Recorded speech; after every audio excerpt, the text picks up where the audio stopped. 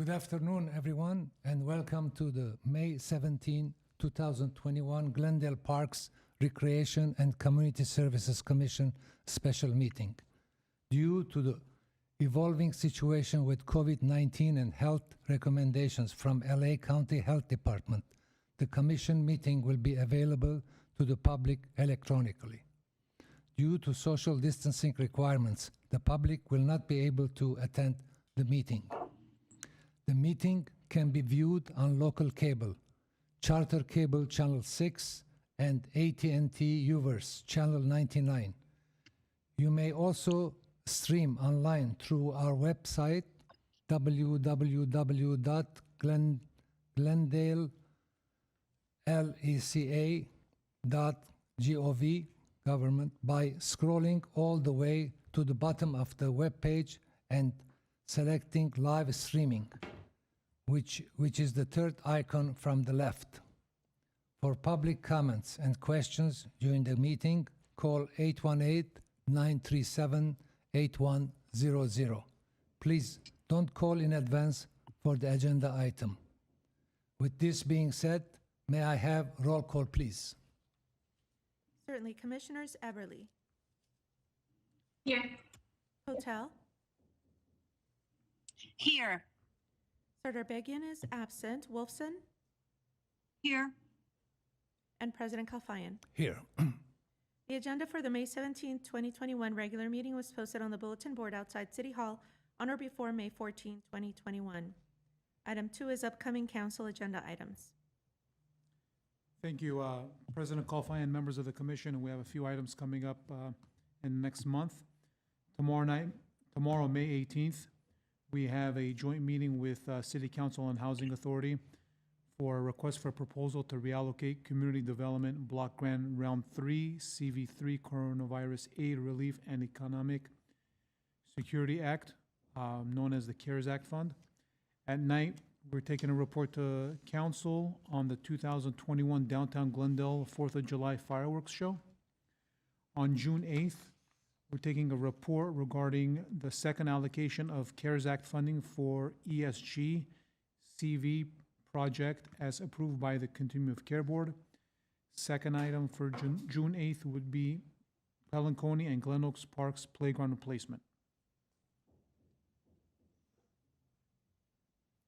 Next, please. Item 3, commission staff comments. Commissioner Wolfenson. Any comments, please?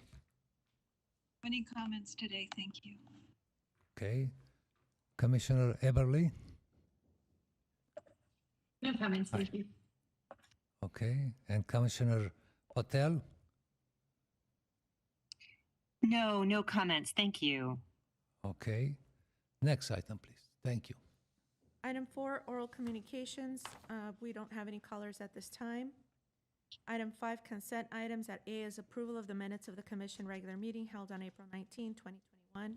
President Kalfayan, members of the commission, the minutes of the April 19 meeting are not available. Staff respectfully recommends moving approval to the next meeting. Okay. Next item, please. Item 6, reports information only. At A, Glendale Homeless Continuum of Care update.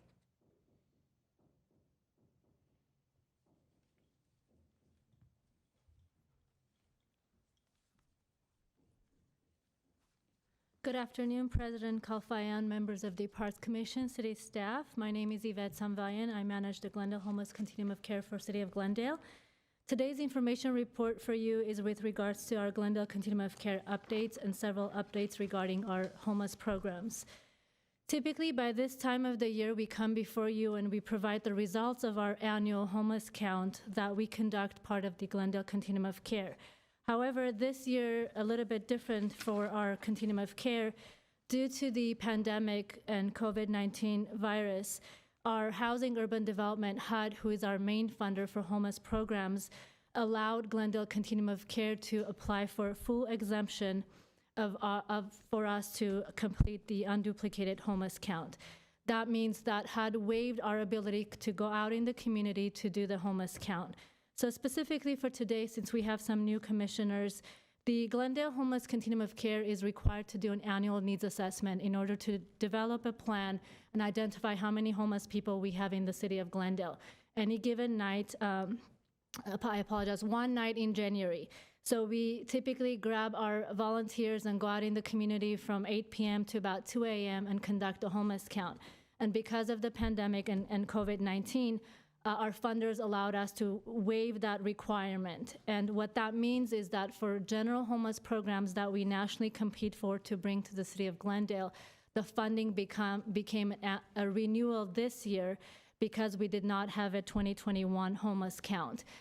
In a sense, HUD allowed us to utilize our 2020 homeless count, which we had identified 169 members of homeless in the community. The only requirement we had this year was to submit our sheltered homeless count, and we had reported 74 individuals in our shelter programs for the city of Glendale. That includes our emergency shelter with Essentia, YWCA, and our hotel projects. Couple of more other updates before you today is that during pandemic, our street outreach efforts increased for our unsheltered population, since most of our homeless programs were closed for services in terms of completing intakes on-site due to the pandemic. And therefore, our homeless outreach team from Essentia and Glendale Police Department saw an increased number of individuals that were homeless on the streets, more recently impacted by COVID. Within your report, there's information on how to request and submit outreach efforts. If anyone is experiencing homeless on the street, folks are encouraged to call our homeless outreach team 246-7900 or connect with our office so we can deploy our outreach individuals to go and speak to our unhoused participants. Within that outreach team and during pandemic, City of Glendale Parks Department managed to work with Essentia and the Vagabond Hotel to develop a Project Room Key project. And quickly during the pandemic, we were able to house about 61 people who are chronically unsheltered homeless persons from the streets into the Vagabond Hotel. The Vagabond Hotel was open from April to January, and we placed about 13% of the population into permanent supportive housing. About 30% or 29% of those folks were moved on to another hotel program or interim housing programs. Unfortunately, we had about 48% of our participants exited back to the streets due to they're not interested in getting into shared housing or housing in the city of LA with respect to very limited programming. And so there's the details of the housing exits and income with respect to our homeless population that was impacted by COVID and homeless continuum of care. Typically, during the COVID, we did see a lot more, less arrests from our Glendale Police Department because they were working very closely with us to get our folks into housing. Unfortunately, we also did see some of our homeless clients that were impacted by 5150, which is mental health support that they needed in order to get into the hospital, and then we coordinated from the hospitals to exit to our homeless programs. So this is just a quick report of updates in our continuum of care. The fact that we did not have a homeless count 2021, HUD did give us 1 year of funding without a national competition. So essentially, we got all of our existing projects funded for 1 year. That amounts to about $2.7 million. And that funding source supports street outreach, emergency shelter programming, and permanent supportive housing and rapid rehousing for our homeless persons that we serve within the city of Glendale. That does conclude my report. If you have any specific questions about the report or the Glendale Homeless Continuum of Care, I'm happy to answer those now. Thank you. Okay, any of the commissioners have a comment? I do. I have a couple of things. I wanted to thank you for the report, and I have not been on the commission that long, but I've been really impressed with your work in the report, so thank you for that. I wanted to ask, well, first of all, I'm really glad that you're working closely with GUSD. I saw that in the report, and that has been helpful. And I was curious about the difference between the Glendale Cares Group and the Vagabond Group in terms of outcomes, and I was wondering to what you would attribute that. Commissioner, thank you. Basically, first of all, the Glendale Continuum of Care is a partnership with everyone, including the school districts, all of the nonprofits, congregations, business community. So essentially, it takes the whole village to really support one homeless client to get into housing and receive all the different services. So the homeless count report that we posted from our 2020 report includes all of the details, how we manage and run the program. Uniquely, the difference between the Vagabond Hotel and our Glendale Care Hotel. So the Vagabond Hotel, we were allowed and allocated 15 hotel vouchers for chronically homeless individuals who were 65 and older with chronic health conditions. And the City of Glendale supported the funding for $50 per person per night, and we were able to leverage about $100 for leasing costs from County of LA and another $50 from Los Angeles Homeless Services Authority. So essentially, we funded a $50 per bed per person, leveraged $150 to manage that 15-bed program from the Vagabond. Most of our clients from the Vagabond were able to get into interim housing through LAHSA. The project was sponsored by LAHSA and Glendale. So some of our clients were able to get into interim or bridge housing that were funded through LAHSA's funding in the city of LA. Few portion of the population from the Vagabond Hotel ended up back on the streets because they were not interested in interim housing or shared housing in LA. They would prefer to have them in the city of Glendale. We're at this moment trying to look at avenues to develop shared housing or interim housing for the population in the city. The Glendale Care Program, we served individuals that both were chronically homeless, 65 and over, and other chronically homeless individuals who weren't 65 but were the clients that were on the streets in order for us to provide them safe housing during COVID. Some of those clients from the Glendale Care ended up exiting to our permanent housing through Shelter Plus Care program, which is one of the Continuum of Care funded programs that we receive funding for. Some of those were able to move into with their families and or move out of state to get reunited with their families out of state. Sadly, a small portion of that population also end up back on the streets because they don't have income and they were not interested in any type of shared housing or bridge housing in nearby community. And therefore, we continue to work with them now with street outreach to offer other resources to them on the streets. And what are the sources of income for the people that you're reporting income for? Specifically for this report, most of our clients, and I believe it's on page 4 or page 5 of our report, we basically had about 31 individuals out of the 61 with no income. So a large population we're serving has no income. So those populations without income, our case management staff work to get into general relief or food stamps, or sometimes apply for the Social Security disability, but that takes about a year for folks to get that. Large population are under 221 or under $500 in the city of Glendale. So very chronically homeless, very limited income, very small percent, maybe 1 or 2%, they receive anywhere about $1,000 to $1,500. So even with that income, it's very unlikely that they would be able to sustain housing or apply for housing and maintain without the permanent subsidies that we have to bring in with the Continuum of Care resources. Okay. Commissioner Eberly, thank you. Do you have more questions? The one last thing I just wanted to say was that I think the final sentence is probably the most important part of this report. There was a significant need for mental health services and substance abuse detox programming in the city of Glendale. I think that's what we learned. Yes, and we're coordinating with our Glendale Adventist Hospital to develop a program recently funded. That program will deploy or start July 1. So our goal is to work with the Adventist Hospital with their detox beds that we can allocate to our homeless clients. Thank you. Okay, thank you. Commissioner Patel?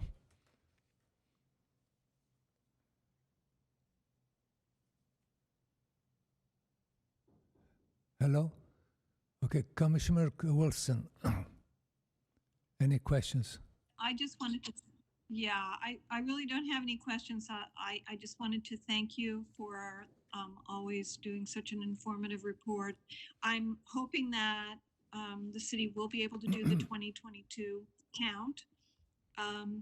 And I want to just pile on to that last comment from Commissioner Everly and say I'm glad to hear that Glendale Adventist is going to be involved because I know that they have the GADS program there, which is very successful. Okay, thank you. I have a question about the population that we have in Glendale. They live in their cars. And do we have a space for them to go and take a shower or to get food, or do we have a program for them? President Kalfani and members of the Parks Commission, so showers are available through Essentia for clients who are unsheltered, and they are part of our case management program. During pandemic, we did have a shower program for a temporary timeline, Shower of Hope, where we had showers available on Monday for a couple of hours. That project completed. So currently showers are available at Essentia. With respect to food pantries or food program, during the pandemic, we did coordinate with our senior services team. They were able to support with some food donations. Our homeless outreach team folks picked up the food and delivered it to our hotel clients and anybody on the streets. And most of our nonprofit organizations do provide food pantries like Salvation Army and Catholic Charities, Family Promise, or Door of Hope. So most of our families are able to get food necessary to be able to sustain. Do we have a space for them? Any location safe they can park at night when they're sleeping in the car? President Kalfaya and members of the Parks Commission, we do not have a safe parking program in the city of Glendale. I know that's a program offered through LA. We don't have a large population that's sleeping in their car unsheltered. When we do reach out to folks and see that, we try to coordinate them to get into our emergency housing programs quickly. So the need for Glendale is not there for a safe parking program. And therefore, we don't have that available services here. Acacia emergency, what would that mean? That means someone can go in, walk in. Is that as an emergency? President Kalfayan, the Essensia's emergency shelter program is not a walk-in program. So we do not have a walk-in, drop-in shelters. They have to complete an intake and assessment. And because we have families at our shelter, we also do testing, drug testing, and background check to make sure clients are eligible for the program. Once they complete that, they can stay at Essentia from between 90 to 180 days. They get intensive case management, and then they moved on to next level of housing, whether it's permanent, transitional, or independent housing on their own. But we do not have a drop-in shelter in Glendale. Okay. Thank you very much. Thank you. Next item, please. Item 6B, Community Development Block Grant Update. Good afternoon, President Kalfayan, members of the Parks Commission. I'm Maggie Kavarian, Senior Community Services Supervisor, here to give you an update on the Community Development Block Grant Program. I'm going to go ahead and share my screen.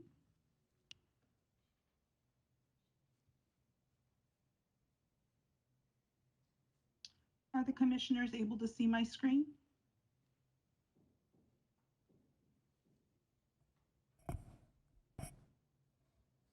Commissioners, are you able to see my screen? We do see your Yes. screen, Maggie. Excellent, excellent, thank you.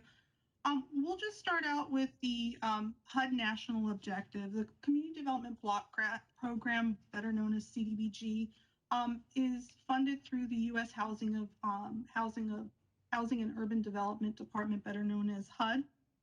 And we have two national objectives. One is to eliminate conditions of slum and blight in communities. And the second is to serve low and moderate income communities and households.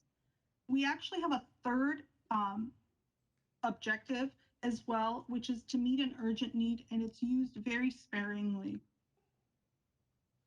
So we started our CDBG program planning process back in fall of 2020, and we have priorities that have to be determined to fund the programs for that following year. So those program priorities are determined by three factors. Data analysis, census data. We have community meetings that we host. We do our community meeting around October. We invite the community because citizenship participation is a very large part of the CDBG program. And then we do a community profile. This community profile is done because the entitlement program, CDBG, is funded via a formula. And the formula is usually we look at population statistics and poverty levels to know exactly what we're going to be getting or estimate what we'll be receiving for that following year. So again, program priorities are huge. We do this once every 5 years, a very comprehensive one for our consolidated plan. And we do this because we want to establish the program priorities and see if we continue to need the particular dimensions. So for instance, this year, we're pretty much in line with our 5-year plan, which is funding community facilities, having public services such as senior services, mental health services, youth services, homeless services funded, public infrastructure, special needs services was very large, very big this year. Housing is always a funded program, and then special needs housing, and then business and job creation. Again, with the CARES Act, we'll get more into that as well. So the city of Glendale is an entitlement community. We've been an entitlement community since the beginning of CDBG in 1974. We estimated $2 million back in October that we would receive from HUD through our planning process. We actually received a little under 1.9 million back in February, and that's how we allocated the funding. We recently, just a couple of weeks ago, were told that there was a miscalculation by HUD and that we would be receiving an additional $27,000. So a little bit of a summary of the CDBG funding plan. The funding plan is broken down even more after we receive the funding. 20% of that funding goes directly to program administration, to salaries, and to overseeing the files, the projects, and programs. 15% goes to public social services. There's a cap on public social services of 15%. And then the bulk, 65%, goes to capital improvement projects. Now, the capital improvement projects have one factor. We always take to council in November one city CIP project that we would like to fund. This is a directive from council a few years back that a parks project, especially in South Glendale, be funded. And this year it was decided that we really needed to continue with the Pacific Park splash pad project, and we needed to renovate the bathroom due to LA County permits regulations. So we set aside $400,000 for that, and then the remaining $830,000 would go to community agency projects. And again, like I had mentioned earlier, we have about $27,000 to fund. We are going to be going to our advisory committee to ask for funding decisions. We broke that down again because of the cap.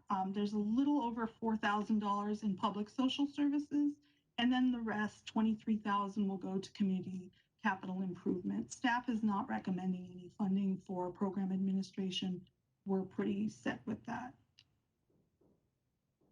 So what we do is in September, we do a CDBG open house. We invite nonprofits who don't know about CDBG. We invite them to come to hear what CDBG is, what the criteria is for CDBG. And this is, again, a council directive from back in 2018. Council felt that we didn't have enough nonprofits knowing about this great program, grant funding.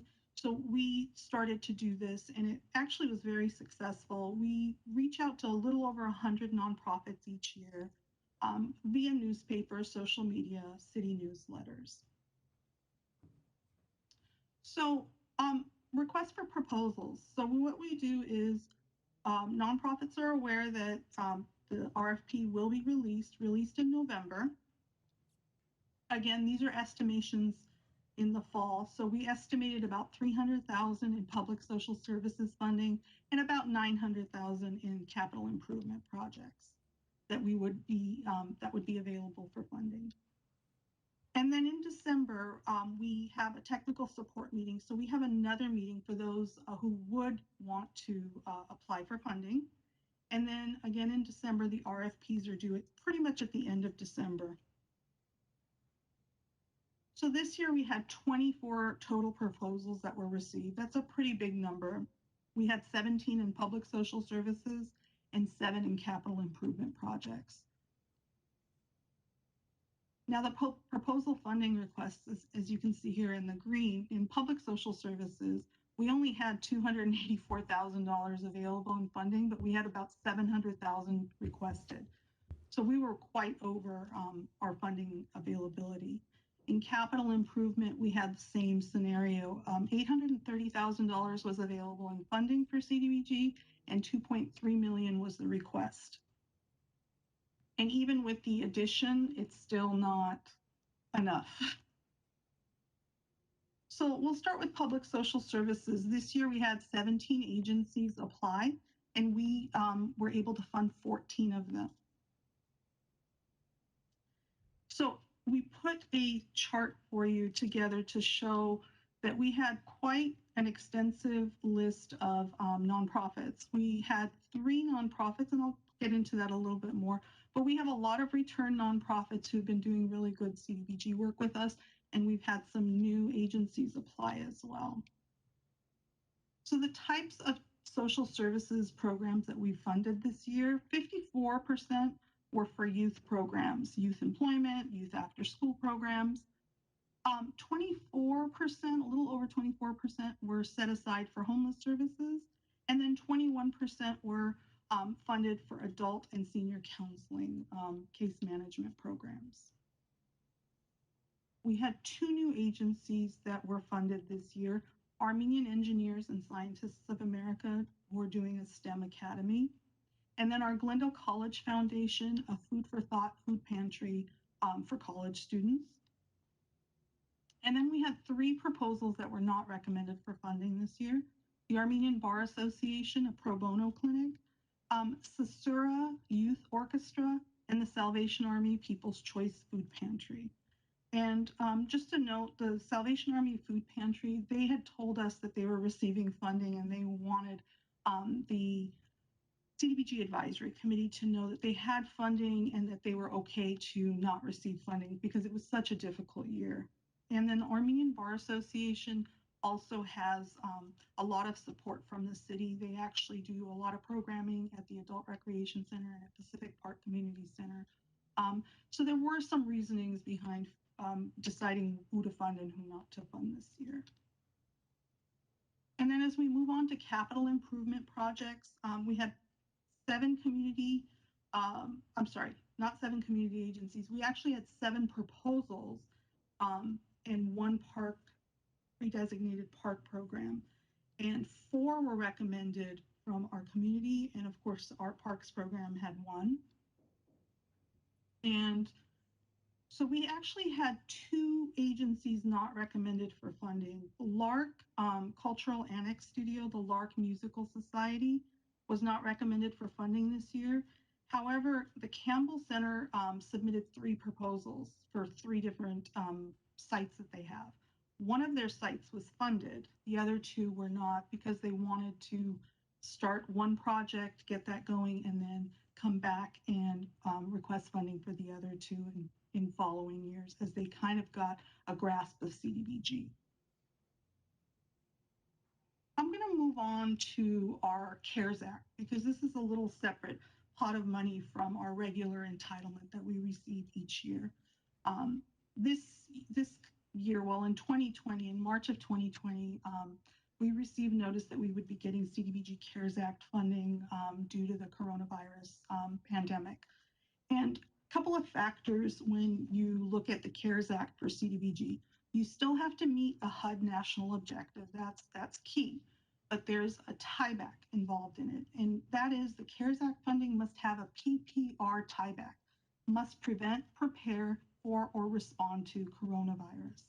Now, again, this is backward thinking with what the effects of coronavirus, and forward thinking, what do we do post-pandemic when we decide to fund.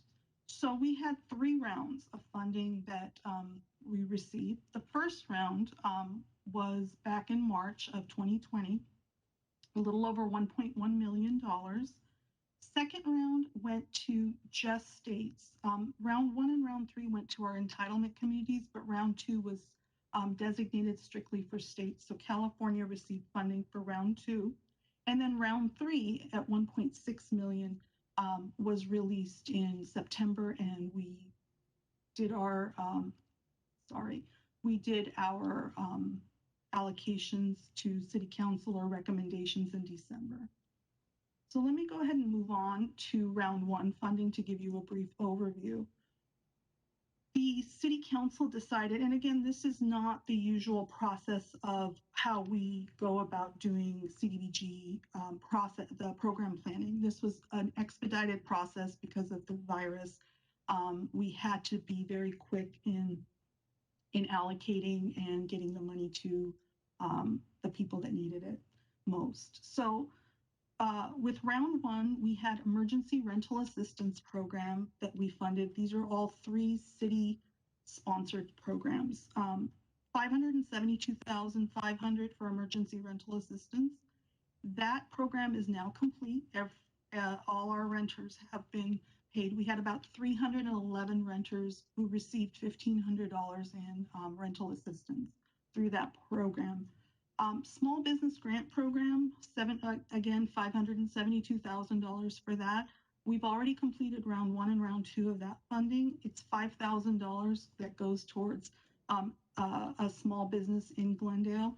We are now getting to the third and final round of that funding, and we'll probably have a few more businesses receive funding. We funded around 84 businesses in and around Glendale. And then lastly, about $30,000 went to our senior nutrition, senior services program for nutritional meals. And we're also nearing completion on that.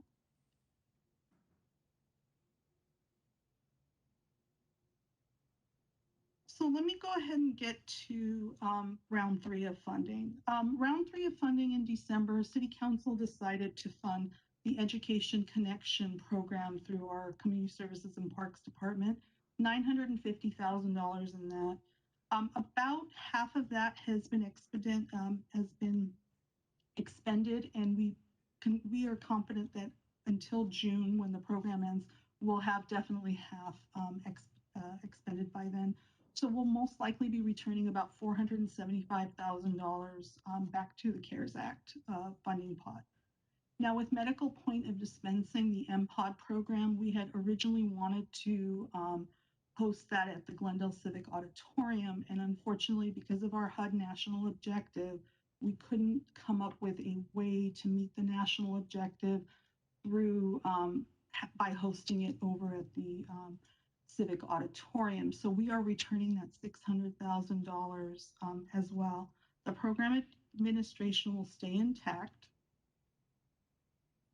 So with that said, CARES Act funding in about a little over $1 million has been unspent and is actually going to be going before council tomorrow to be reallocated, and we're going to issue an RFP to community agencies to apply for public social services.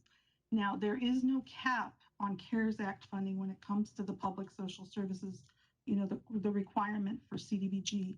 So that 15% cap has been lifted.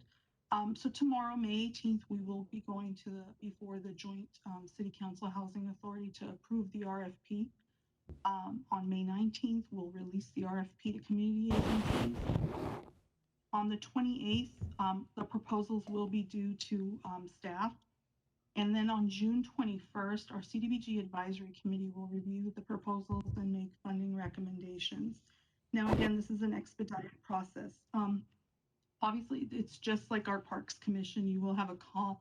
There is a call-in number for public comment on those recommendations. And then between June 22nd and June 26th will be a 5-day public comment period. Normally, for regular entitlement, it's a 30-day public comment period. But because of the expedited nature of the coronavirus, the HUD has given us waivers to reduce that to 5 days. And then lastly, on June 29th, we will go before City Council and the Housing Authority for the final approval of the CDBG CV funding allocations, which will include the advisory committee recommendations And then we have an exhibit with the public comments that we include in that report. This actually concludes my report for the CDBG program update. If you have any questions, I'd be more than happy to answer them. Thank you, Maggie. I was just wondering about the rental assistance and the small business grants, if you can speak to the outcomes. Absolutely. Let me stop sharing.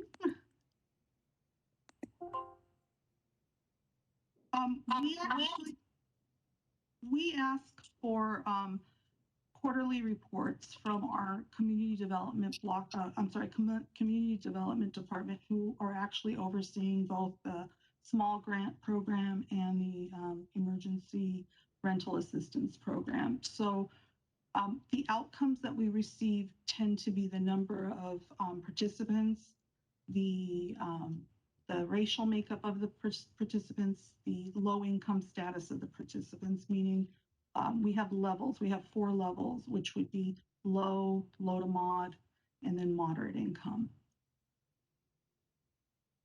We can get you that data if you'd like. We're on our 3rd quarterly. So by June 30th, we should have the final stats for those programs as they are nearing end and completion. I meant more like, so you gave a lot of people $1,500. Do we know if people were kept in their homes through that, if that actually? Right. So one of the outcomes, that's a good question. One of the outcomes was, are they still in their apartment or in their housing unit for up to 3 months after receiving that $1,500? And those are the numbers that we're waiting on. The 4th quarter stats for June 30th closure, we're going to find all of that out. And with the businesses, same thing. Is the business still in operation after X number of months of receiving that $5,000? And are you able to connect or to cooperate with Ms. Sambellian's team? So if if you know that people are in jeopardy to the extent they need that $1,500 to make rent, are you able to connect with homeless services to keep them from falling into homelessness? Absolutely. Ms. Sambellian and I work very closely together. CDBG, when we submit our annual action plan, it's not just an action plan for CDBG, it's actually an action plan for the CDBG program, the ESG program, which Ms. Sambellian runs, and the Home Partnership Program, which is run by Community Development. So it's a 3-program action plan that is submitted. So Ms. Sambellian and I work very closely together on all of that, whether it's homeless prevention, rapid rehousing, and then as she mentioned earlier, even with our senior services program, we were working together in collaboration to get our homeless clients fed through the senior services nutrition program. Thank you so much for your work. Any other questions?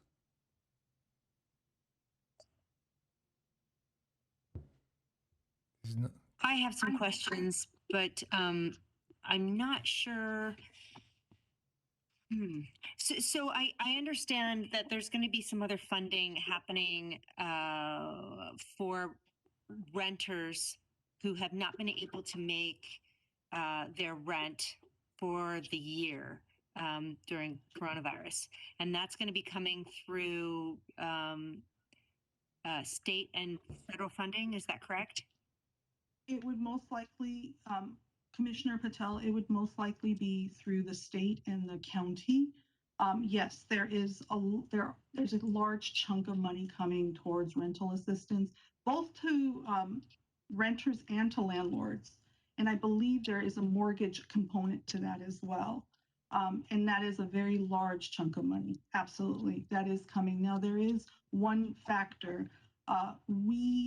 We're making considerations with federal funds. There's something where you have to make the consideration of duplication of benefits. You cannot duplicate benefits.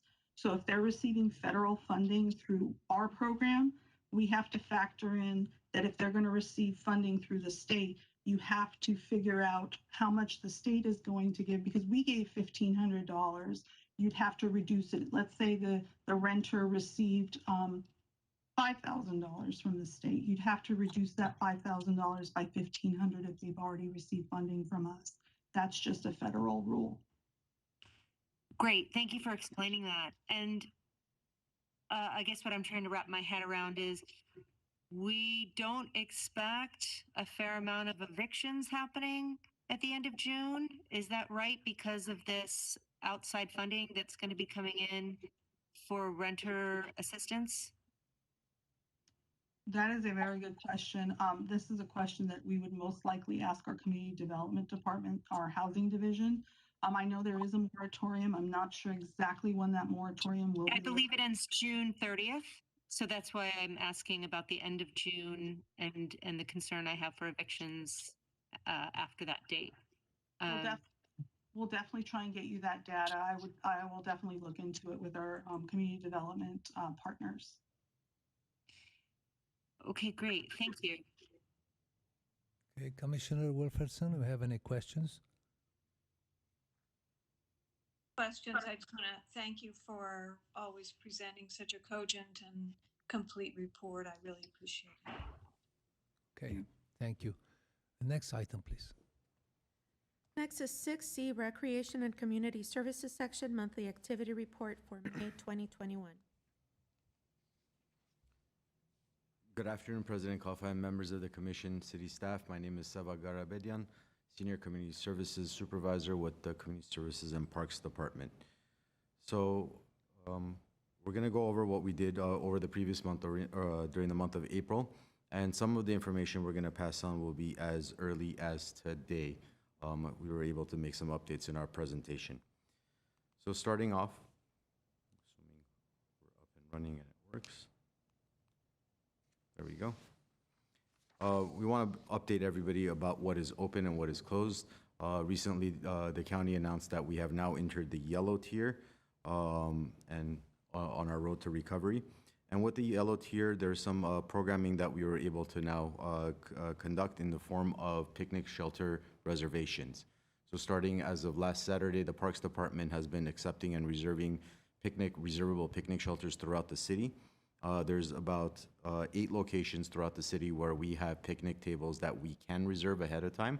So as the community has been seeing these announcements about we are now accepting reservations, we've been processing those permits. We're doing 1 reservation per site per day. It's limited to a 3-hour reservation, inclusive of a 30-minute before and 30-minute after setup and cleanup time with a 2-hour event. The protocols as of earlier this month allowed for up to 50 people, and they were recently updated as of May 8 to increase it to 100 people. So those outdoor picnic shelters could be reserved for groups up to 100 people. All other protocols and social distancing guidelines still apply. As you are aware, that we've been helping run Jewel City Vaccination Clinic in partnership with Glendale Community College, Adventist Health Glendale, and our department is primarily responsible for the logistics when it comes to food and drinks for the employees that are working at that clinic.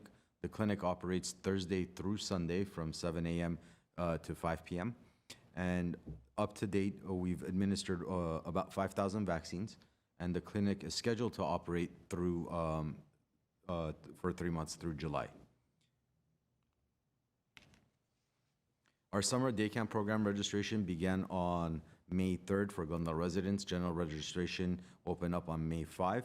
We're providing summer day camp at 5 locations and 6 different camps in total.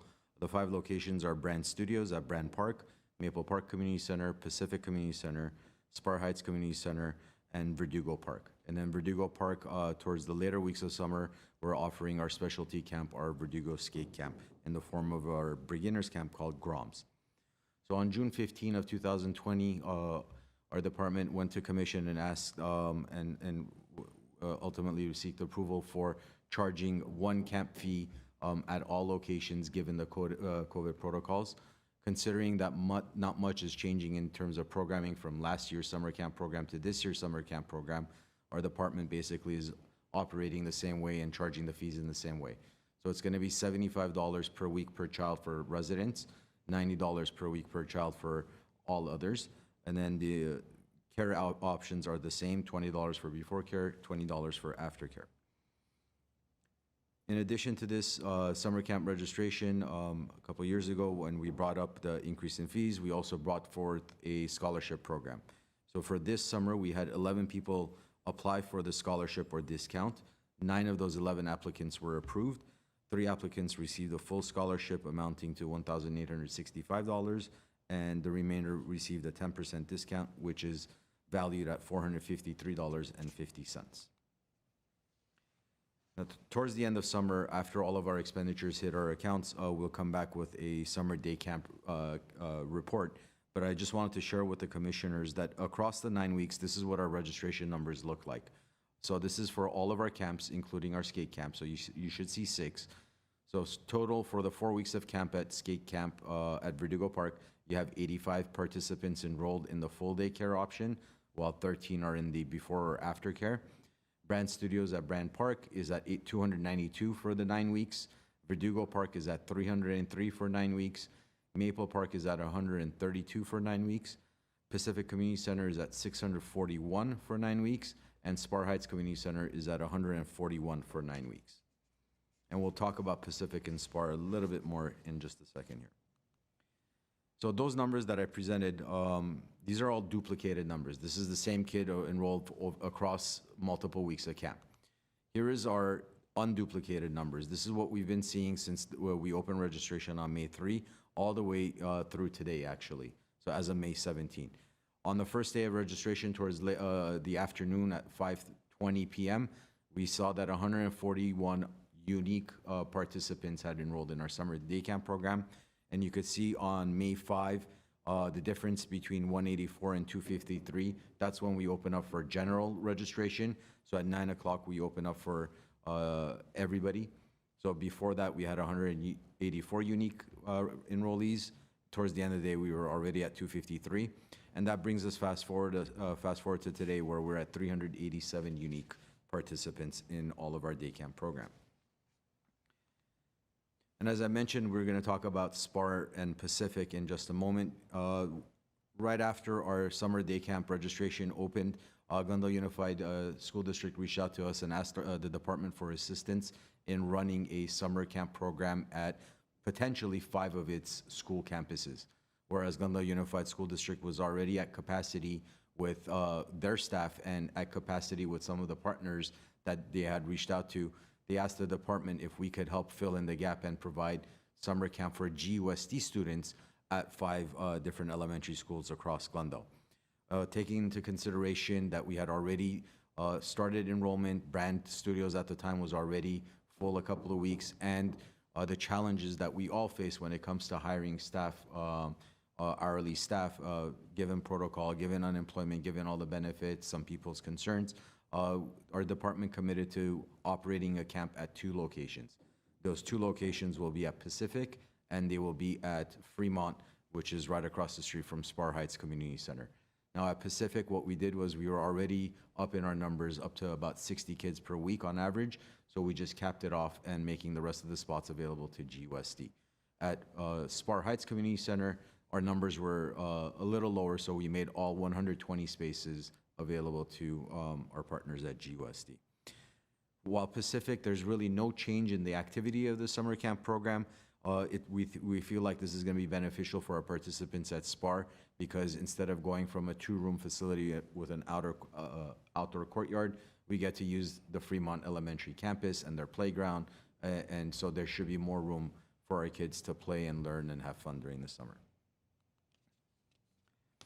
Moving on, in early April, in partnership with LA County, the department launched Everybody Plays, which is an opportunity for kids across various parks throughout Southern California to go out to their local park, rent basic recreation equipment in the form of balls, hula hoops, jump ropes, etc., and basically use that opportunity and that equipment and spend time at the park. This was developed as schools were reopening, as kids more and more were in school or returning to school. So a way for them to leave the school campus, go to a park, get active, and come out and play and socialize. This program was created to help serve that need.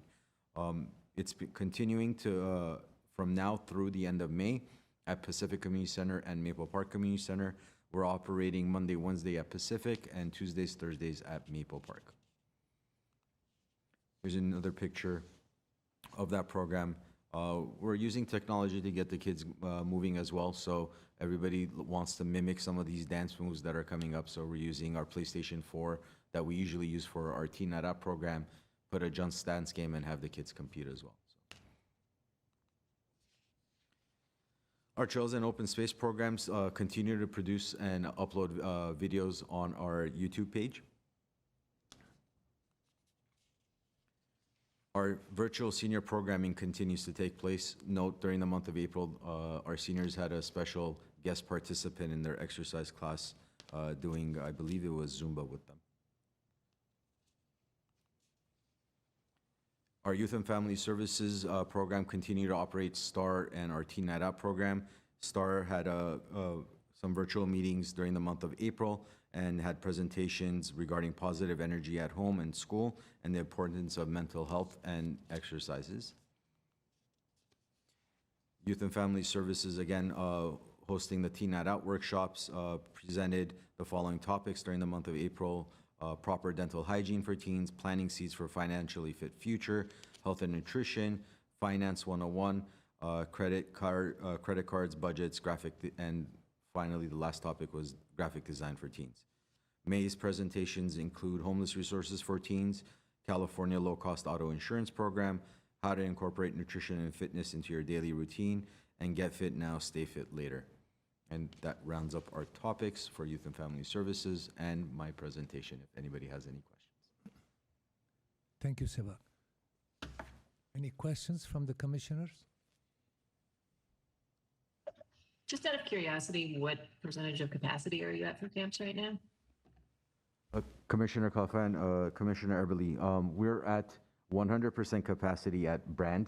We're at 75% capacity at Verdugo, almost 80%, 90% at the Grams camp, and we are a little over 50% at Pacific Community Center, which we're not accepting any more participants for that location because of the GUSD partnership. SPAR, we're about 85% empty, which is we're filling it up with GUSD, and Maple Park is about the same. They're roughly about 70% available still. Other Thank questions? you. I know that the kids are super excited. They're looking forward to camp. Thank you. Other questions from the commissioners? Yeah, I do. Can you talk a little bit about how you're handling safety protocols this summer? Sure, Commissioner, President Kalfan and Commissioner Patel. Safety protocols will be very similar to what the safety protocols were last summer, in that there's still going to be temperature check at home, and the county, with its recent update as of April 29, if I'm not mistaken, is recommending that we do temperature checks before participants enter the campus.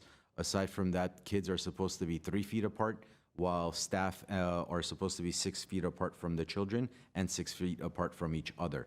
While potting isn't absolutely necessary, they do recommend stable cohorts, keep the same staff with the same group, but your pods can be up to 30 kids and 2 staff per kid.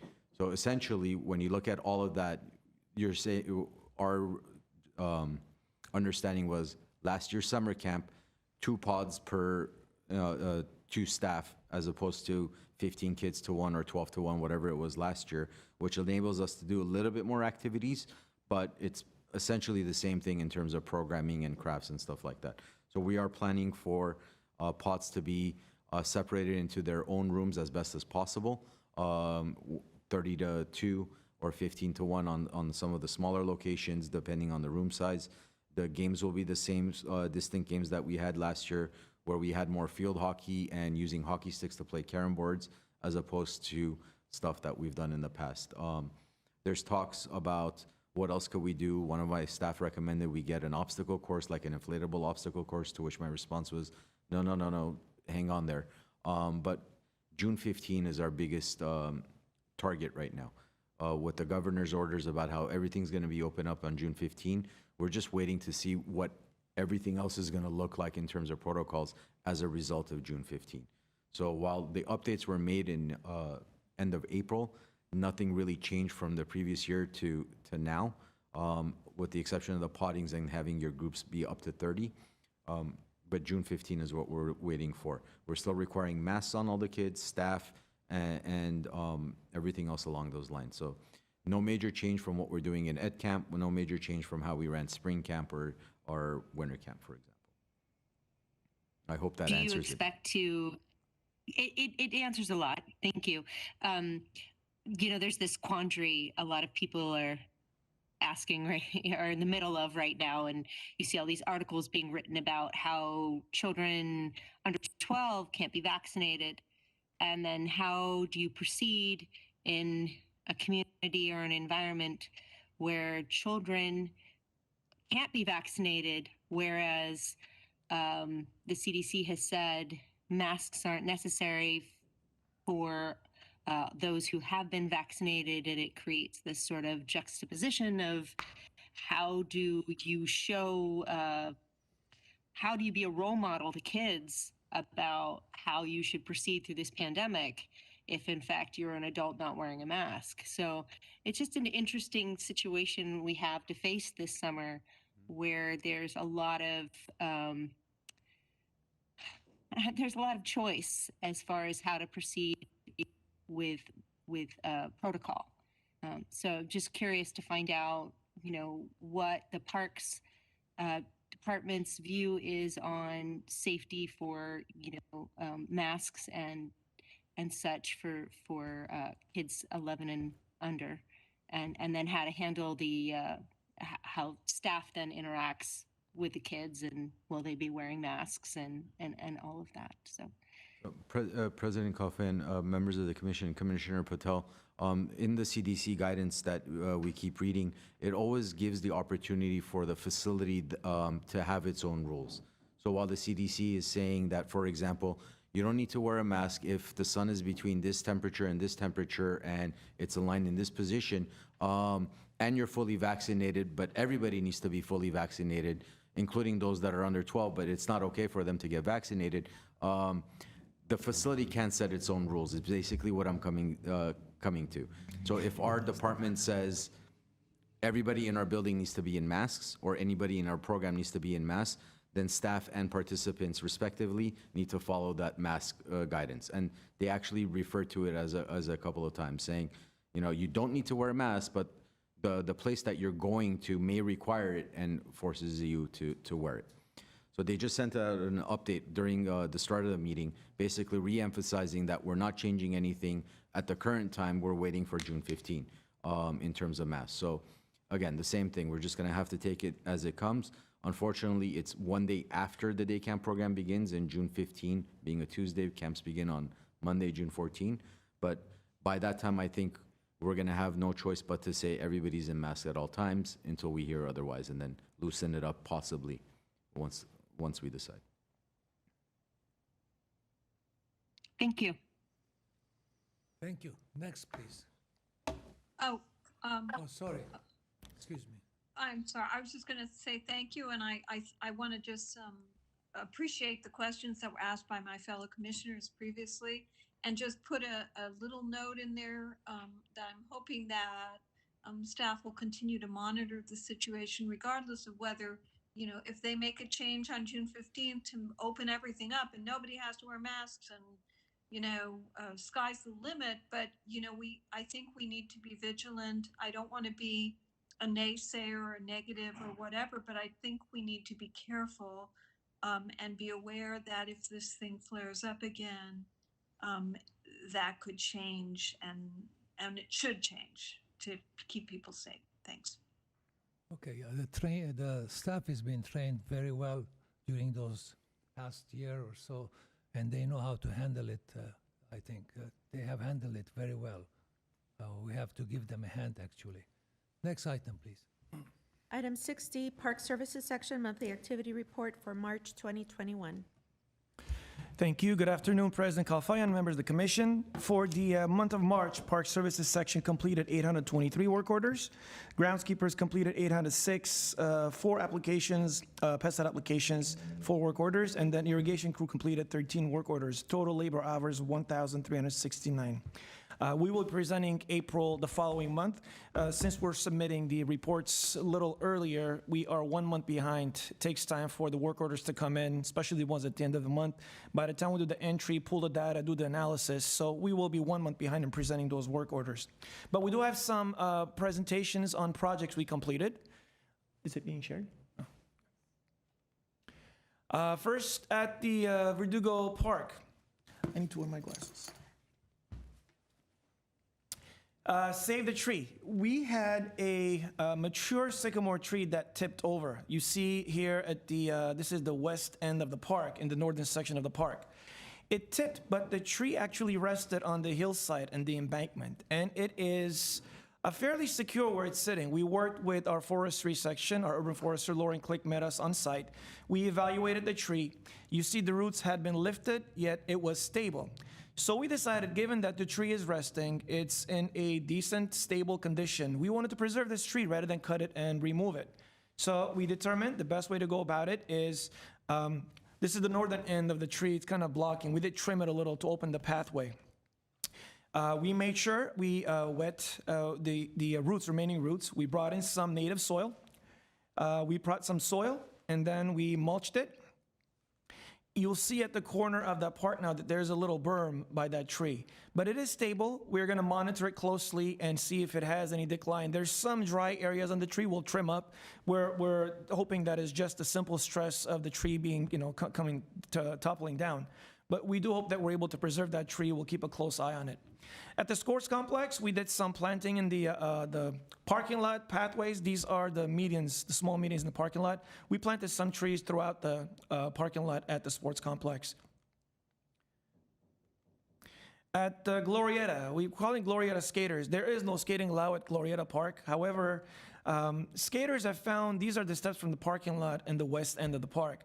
They would get on top and then jump on the concrete and skate all the way down. Now, mind you, not only is this not allowed, it is very dangerous. And there's a sign right there that says no skating. So what we had done working with our public works facilities team is we put the blockers for the skaters so that once your skateboard hits it, then you would stop, not be able to go through. Well, the skaters actually found a unique way of removing those blockers. I don't have the pictures. They removed them. They broke them all off. So the alternative option we had is actually we cut grooves within the concrete.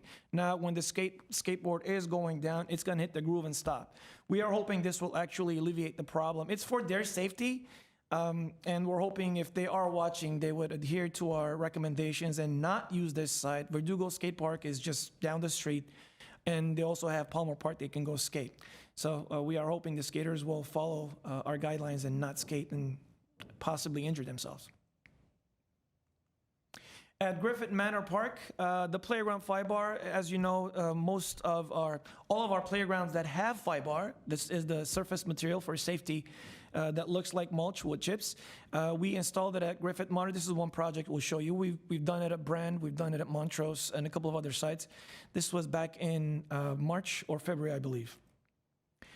It takes a crew, our project crew, along with the gardener that works on site to complete it. This was 100 cubic yards of fiber that was installed at this site alone.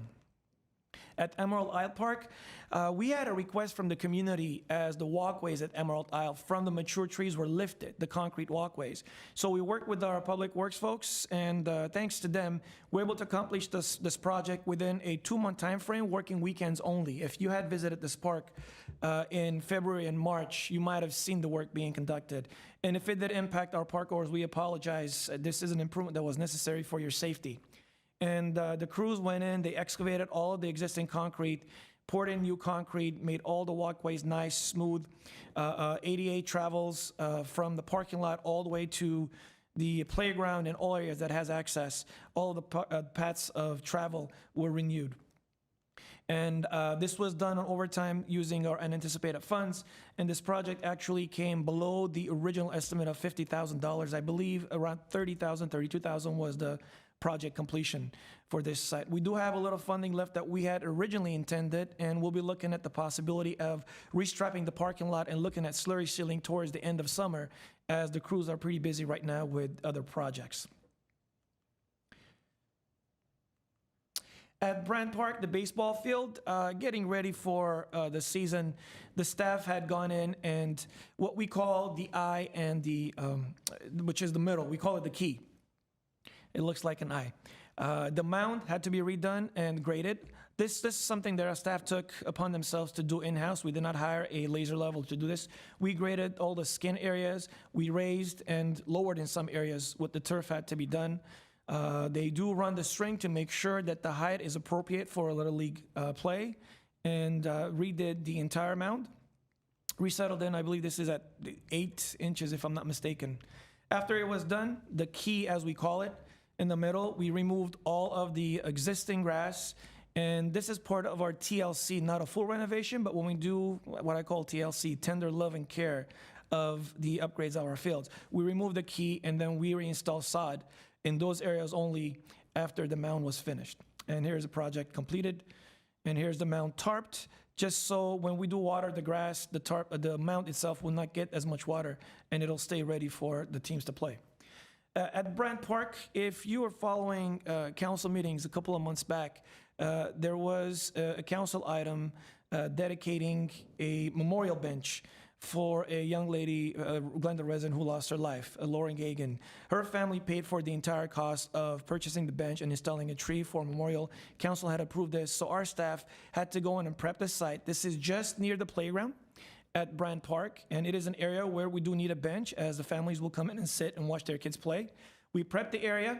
The bench with the plaque was already pre-established, pre-assembled, and brought here from the yard. Our crews laid it within concrete to secure it, not moving anywhere, and had it taped and ready until the concrete cured before we open it to the public. And we also work with our public works folks, because a part of the memorial is also to plant a tree. You see the tree right behind the memorial bench at this location, and here's the tree, the angle from the side angle. At the tea house, you recall the tea house, we had done quite a bit of renovations to the grounds outside of the tea house. And what we found is we had pebbles over here laid out around the perimeter, and we found out that the kids are picking up those pebbles and throwing it all around. And in talking to the friends of the Soshayan, we came up with an alternate approach where we would still put some pebbles, but shorten the distance, allow for more open areas, and we laid them in concrete. So first, after we removed all the existing pebbles, we strung the area to make sure it is going to be nice and level. And as you see here, the staff put some concrete mortar and then started putting in the small pebbles all around. This was done to the perimeter of that walkway. And after that was completed, we came back and we planted in the front to allow for a better view and keep the kids away from that area so they don't have open access to it, but at least some plants to prevent them from getting to that location. And here is a picture of it now from both angles, one looking away from the building and one looking at the building. At City Hall, Public Works had done some upgrades to the front, the steps of City Hall, some renovations. And as they completed, we came back and we planted, re-landscaped both sides of the steps. You may have seen it as you came in, because I believe they are open now. The two top areas and then the two lower areas we re-landscaped for this project. Verdugo Community Garden. We've been making improvements at the community garden. We presented the demolition to commission about 2 months back. And then after demolition, we have made some upgrades that we want to show you. As you recall, the original size of the community garden was 15,500 square feet. It actually had 32 community plots that we were already issued, of which only 6 were more or less active before we closed the community garden. These were conditions that we had there. We've shared this with commission, just showing the pictures again so you can see a difference, where we were and where we came. And this was the cleanup effort. We had removed, I forget how many tons of debris from this location. I have to go back to that number again. And this was the open field after everything was removed.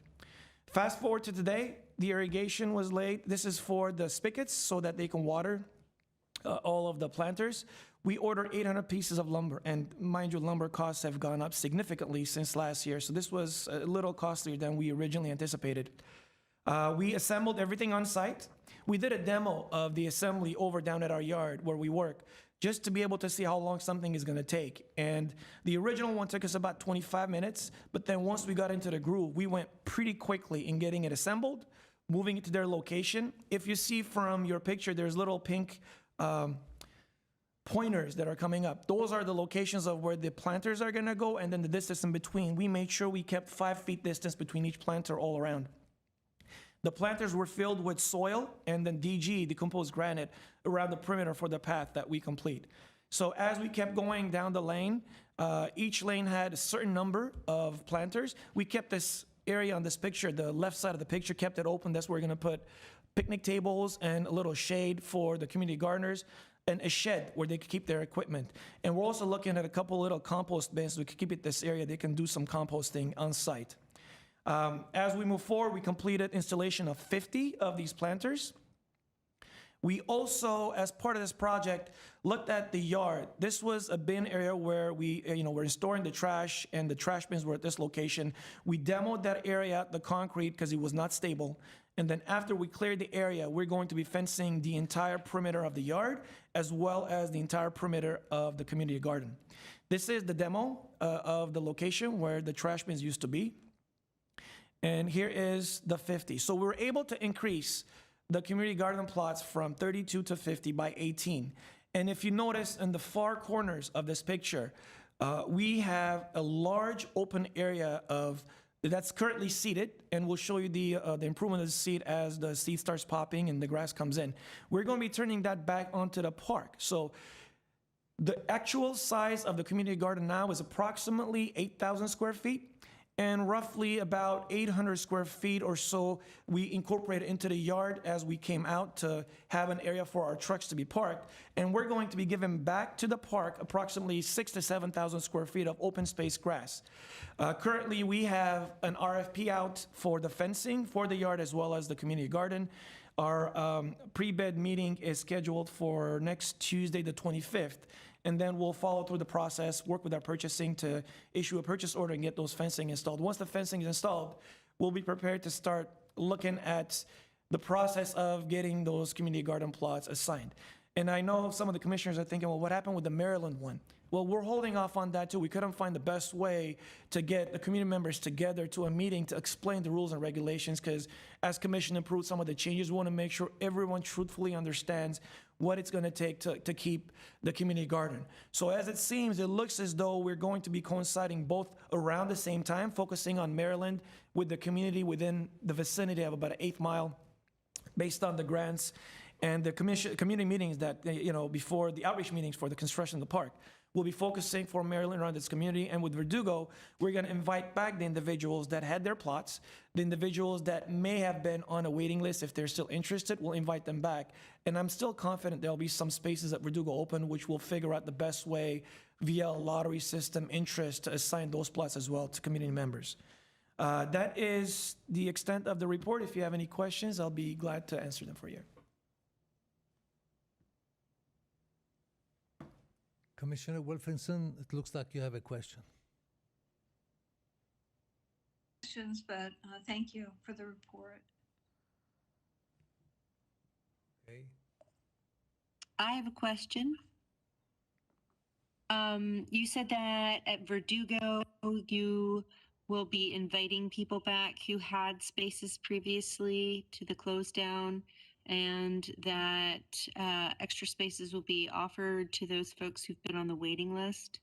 Mm-hmm. And then there may be some extra spaces still available. Did you cover what you expect Maryland to how you expect to proceed with the Maryland location? Yes, President Kalfaya and members of the commission, Commissioner Patel. For the Maryland, if you recall, the conversation we had is based on when we were doing the community outreach meeting for the park via the grant requirements. The community that came wanted it to be assigned to individuals that are within the park's vicinity. So we determined about an 1/8 mile radius that added to approximately 300 some residences that we're going to be sending out an invitation, see if there is any interest.